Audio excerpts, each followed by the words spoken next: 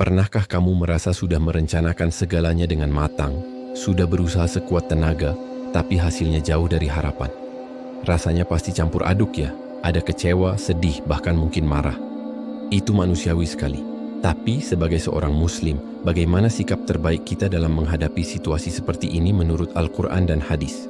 Pertama dan yang paling utama adalah berprasangka baik kepada Allah, atau yang kita kenal dengan husnuzan. Ingat firman Allah dalam surat Al-Baqarah ayat 216. Boleh jadi kamu membenci sesuatu, padahal ia amat baik bagimu, dan boleh jadi pula kamu menyukai sesuatu, padahal ia amat buruk bagimu.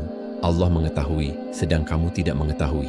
Ayat ini seperti pelukan hangat yang mengingatkan kita bahwa di balik setiap kegagalan, mungkin ada kebaikan tersembunyi yang belum kita pahami.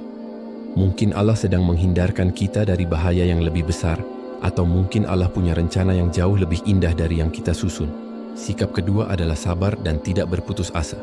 Sabar itu bukan berarti diam pasrah tanpa melakukan apa-apa. Sabar itu artinya kita tetap tegar, tidak mengeluh berlebihan, dan terus mencari jalan keluar sambil tetap berikhtiar.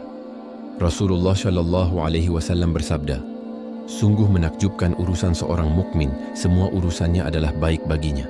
Dan hal ini tidak didapatkan kecuali pada diri seorang mukmin. Jika ia mendapatkan kesenangan, ia bersyukur, maka yang demikian itu merupakan kebaikan baginya. Sebaliknya, jika ia ditimpa kesusahan, ia bersabar, maka yang demikian itu merupakan kebaikan baginya.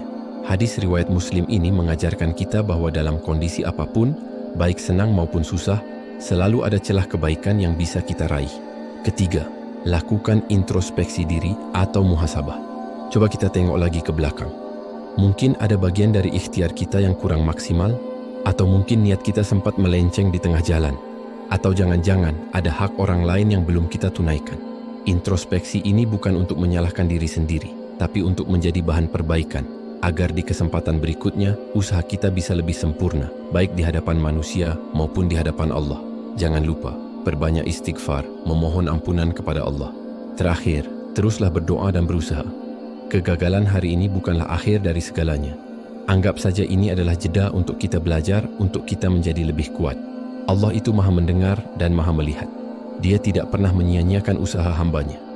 Teruslah panjatkan doa, utarakan semua keinginanmu, dan iringi dengan usaha yang lebih baik lagi.